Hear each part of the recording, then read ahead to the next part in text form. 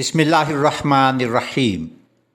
ادارہ نظریہ پاکستان کے زیر اہتمام جاری نظریاتی سمر سکول کے 25ویں سالانہ سلور جوبلی تعلیمی سیشن کے 28ویں روز گیسٹ آور میں آج کے مہمانان خاص میں قومی ترانے کے خالق ابوالاثر حفیظ جلندری کی صاحبزادی محترمہ رضا ریاض، تحریک پاکستان کے گولڈ میڈلسٹ کارکن اور معروف مصنف ڈاکٹر سعید احمد ملک، پاکستان ٹیلی ویژن کے مشہور قومی اداکار راشد محمود اور ایوارڈ یافتہ قومی گلوکار عدیل برقی شامل تھے۔ مہمانان گرامی کی آڈیٹوریم میں تشریف آوری کے بعد گیسٹ آور کا باقاعدہ آغاز ہوا۔ کمپیئرنگ کے فرائض داؤد ندیم نے انجام دیے۔ تلاوت قرآن مجید کی سعادت دعا عثمان نے حاصل کی۔ تلاوت کی گئی آیات کریمہ کا اردو ترجمہ زہرا بطول نے پڑھ کر سنایا۔ بارگاہ رسالت مآب صلی اللہ علیہ وآلہ وسلم میں گلہائے عقیدت محمد بن طاہر نے پیش کیے۔ منتخب طلباء و طالبات نے کلام اقبال پیش کیا۔ مہمان خصوصی محترمہ رضا ریاض نے نظریاتی سمر سکول کے بچوں سے خطاب کرتے ہوئے فرمایا، آپ کو پتہ ہی ہے کہ قائد اعظم نے پاکستان بنایا، اس سے پہلے علامہ اقبال نے ہمیں ایک خواب دکھایا، ہمیں بتایا کہ ہم ہندوؤں اور انگریزوں اور عجیب جو لوگ ہم سے نفرت کرتے ہیں ان کے ساتھ ہم نہیں رہ سکتے۔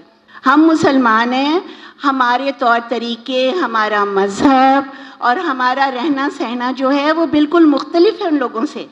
جناب ڈاکٹر سعید احمد ملک نے اظہار خیال کرتے ہوئے فرمایا، میرے عزیز بچوں، آپ نے پاکستان کی سرزمین پر جنم لیا ہے، یہ بڑی خوش قسمتی کی بات ہے۔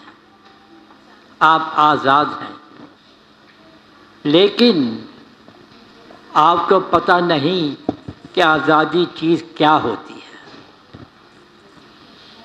اگر اندھیرا ہو تو روشنی سمجھ آ جاتی ہے، خاموشی ہو تو آواز سمجھ آ جاتی ہے۔ بالکل آپ نے صرف آزادی دیکھی ہے۔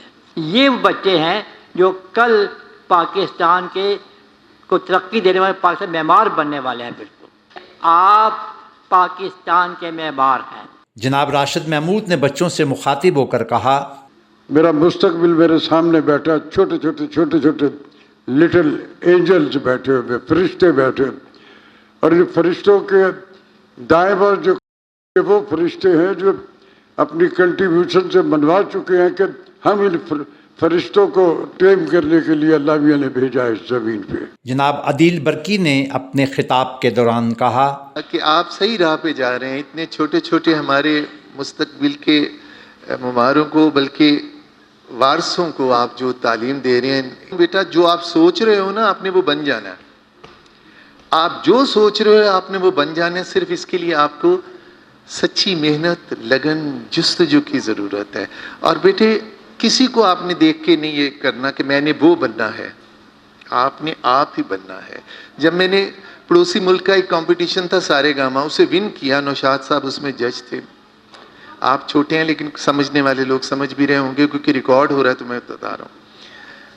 تو میری مدر نے انہیں بولا کہ جب میں نے وہ جیتا سارے گاما، تو انہوں نے بولا کہ کیا یہ محمد رفیع جیسا بن پائے گا؟ تو نوشاد صاحب نے بڑی اچھی بات کہی انہیں، وہ کہنے لگے کہ آپ اسے عدیل جیسا ہی کیوں نہیں بننے دیتی؟ کیونکہ خدا نے ہر پھول میں اس کا رنگ، اس کی خوشبو، ہر پھل میں اس کا ذائقہ، ہر سبزی میں اس کی اثر رکھا ہوا ہے۔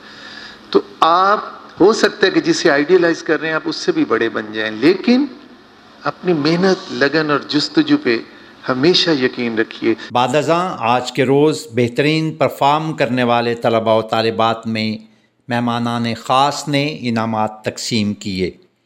آخر میں ایک خوبصورت ملی نغمے کے ساتھ معزز مہمانوں کو گرم جوشی سے رخصت کیا گیا۔ قبل ازیں صبح نظریاتی سمر سکول کا آغاز حسب معمول اسمبلی سے ہوا۔ نظامت کے فرائض آئمہ شاہد نے انجام دیے۔ تلاوت قرآن پاک کا شرف عائشہ عرفان نے حاصل کیا۔ آقائے دو جہاں حضرت محمد مصطفیٰ صلی اللہ علیہ وآلہ وسلم کی بارگاہ اقدس میں ہدیہ عقیدت حورین فاطمہ نے پیش کیا۔ آج کی نصیحت آموز بات عائزہ ساجد نے پڑھ کر سنائی۔ بچوں کی مشہور نظم لپے آتی ہے دعا بن کے تمنا میری طالبات نے دعائیہ انداز میں پڑھی۔ آخر میں طلباء نے مؤدب ہو کر بآواز بلند قومی ترانہ پڑھا۔